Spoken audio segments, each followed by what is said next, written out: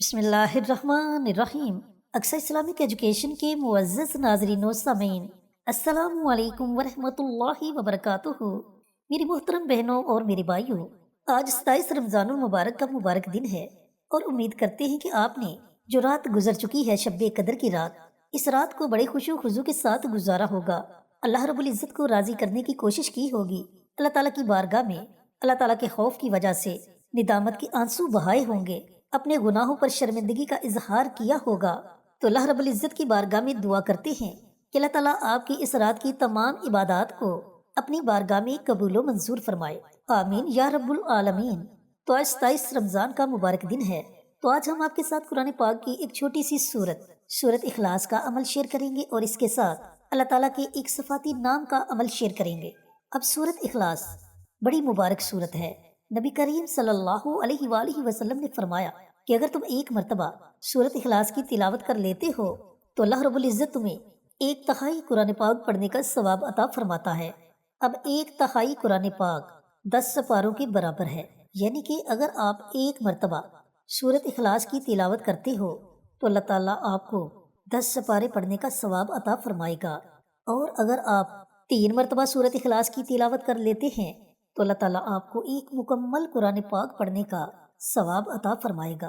اور ذرا سوچیں کہ سورت اخلاص کی تلاوت اگر آپ رمضان المبارک میں کرتے ہیں تو آپ کو ایک مرتبہ قرآن پاک پڑھنے کا ثواب نہیں ملے گا، بلکہ اگر آپ 3 مرتبہ سورت اخلاص کی تلاوت کرتے ہو تو آپ کو 70 قرآن پاک پڑھنے کا ثواب ملے گا۔ یہ اتنی فضیلت والی، اتنی برکت والی اور اتنی عظمت والی سورت ہے۔ یہ عظمت والی سورت اس لیے ہے کہ اس میں اللہ تعالیٰ کی وحدانیت بیان کی گئی ہے، اس میں اللہ تعالیٰ کی تعریف بیان کی گئی ہے۔ یہ سورت پیارے آقا صلی اللہ علیہ وآلہ وسلم پر اس وقت نازل ہوئی جب کفار نے آپ سے اللہ رب العزت کے نصب العین کے بارے میں سوالات کرنے شروع کر دیے کہ تمہارا رب کون ہے، وہ کیا کرتا ہے، وہ کیا کھاتا ہے، وہ کیا پیتا ہے، وہ کس چیز کا بنا ہے، وہ کب سوتا ہے، وہ کب جاگتا ہے۔ تو اللہ تعالیٰ نے فوراً سورت اخلاص کا نزول فرمایا، اور جس میں فرمایا کہ اے نبی کہہ دیجئے کہ اللہ ایک ہے، اللہ بے نیاز ہے، نہ اسے کسی نے جنا نہ اس سے کوئی جنا گیا، اور نہ ہی کوئی اس کے مقابلے کا ہے۔ تو اس صورت میں اللہ رب العزت کی وحدانیت بیان کی گئی، اس صورت میں اللہ تعالیٰ کی تعریف بیان کی گئی۔ تو جب ہم بار بار اللہ تعالیٰ کی تعریف بیان کریں گے اور اس کے بعد اللہ تعالیٰ کے آگے اپنی جولی پھیلائیں گے، اللہ تعالیٰ کے آگے فریاد کریں گے، تو کیا اللہ ہماری فریاد کو نہیں سنے گا؟ اللہ ہماری فریاد کو یقیناً سنے گا، اور ہم جن خواہشات کا اظہار کریں گے، جو خواہشات اللہ تعالیٰ کی بارگاہ میں پیش کریں گے، اللہ تعالیٰ یقیناً ہماری ان جائز خواہشات کو پورا فرمائے گا۔ جن میری بہنوں بھائیوں نے ابھی تک ہمارے چینل اقصیٰ اسلامک ایجوکیشن کو سبسکرائب نہیں کیا، وہ ہمارے چینل کو سبسکرائب کر کے ساتھ گھنٹی کے بٹن کو دبا کر آل نوٹیفیکیشن پر کلک کر دیں، تاکہ ہماری ہر نئی آنے والی ویڈیوز کی اپڈیٹ آپ تک بروقت پہنچتی رہے، اور اس کے ساتھ ثواب کی نیت سے اس ویڈیو کو زیادہ سے زیادہ اپنے عزیزوں کے ساتھ شیئر کریں۔ جزاک اللہ۔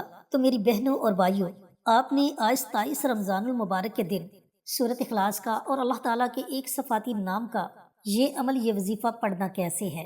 یہ عمل آپ نے نماز عصر کے بعد سے لے کر افطاری سے پہلے اس درمیانی وقت میں پڑھنا ہے۔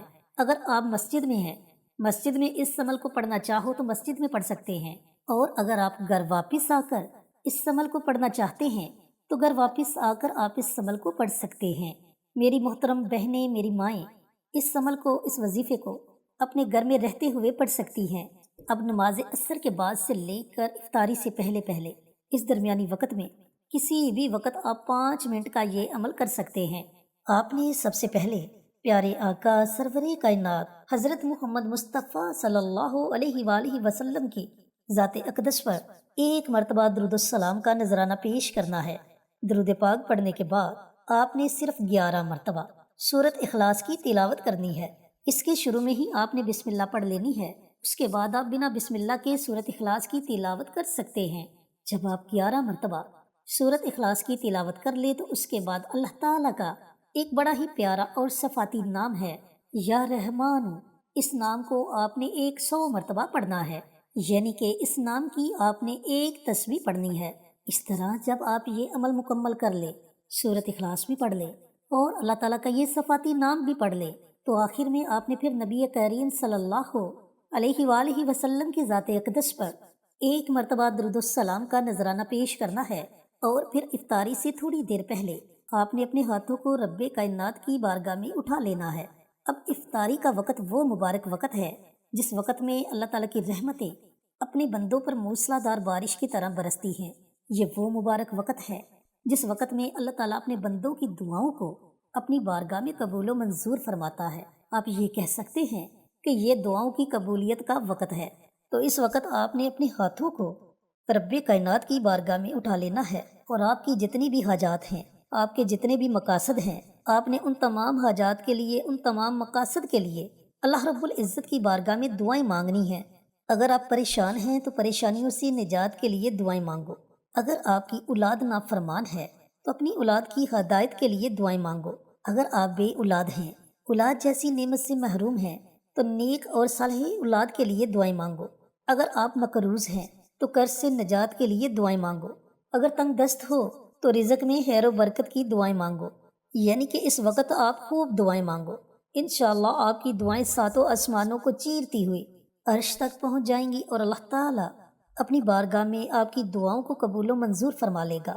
میری بہنوں، میرے بھائیوں، ایسے موقع زندگی میں بار بار نہیں ملتے۔ اللہ تعالیٰ نے یہ موقع عطا کیا، رمضان کا مہینہ ہمیں نصیب کیا۔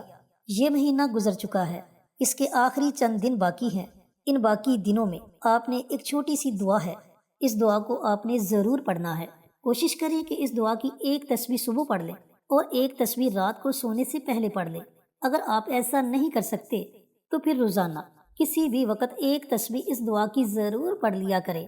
وہ دعا ہے اللہم اجرنا من النار، اے اللہ ہم جہنم سے پناہ مانگتے ہیں۔ اس دعا کی آپ نے ایک تسبیح باقی رمضان المبارک کے جتنے بھی دن ہیں، 3 دن ہیں یا 4 دن ہیں، ان دنوں میں روزانہ 100 مرتبہ ضرور پڑھ لیا کریں۔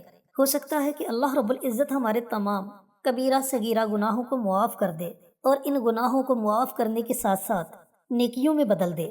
تو اللہ رب العزت سے دعا کرتے ہیں کہ اللہ پاک یہ مبارک عمل، یہ مبارک وظیفہ، یہ مبارک دعا میری تمام بہنوں کو، میرے تمام بھائیوں کو پڑھنے کی توفیق عطا فرمائے، اور اس دعا کو صدقہ جاریہ سمجھ کر ثواب کی نیت سے اپنے عزیزوں کے ساتھ، اپنے پیاروں کے ساتھ، اپنے دوستوں کے ساتھ، اپنے رشتہ داروں کے ساتھ شیئر کرنے کی توفیق عطا فرمائے۔ پیارے آقا کی پیاری پیاری سنتوں پر عمل کرنے کی توفیق عطا فرمائے، کثرت کے ساتھ توبہ کرنے کی توفیق عطا فرمائے، آمین۔ انشاءاللہ پھر کسی نئی ویڈیو کے ساتھ اچھے اچھے وظائف کے ساتھ آپ کی خدمت میں حاضر ہوں گے۔ تب تک کے لیے اجازت دیں۔ السلام علیکم ورحمۃ اللہ وبرکاتہ۔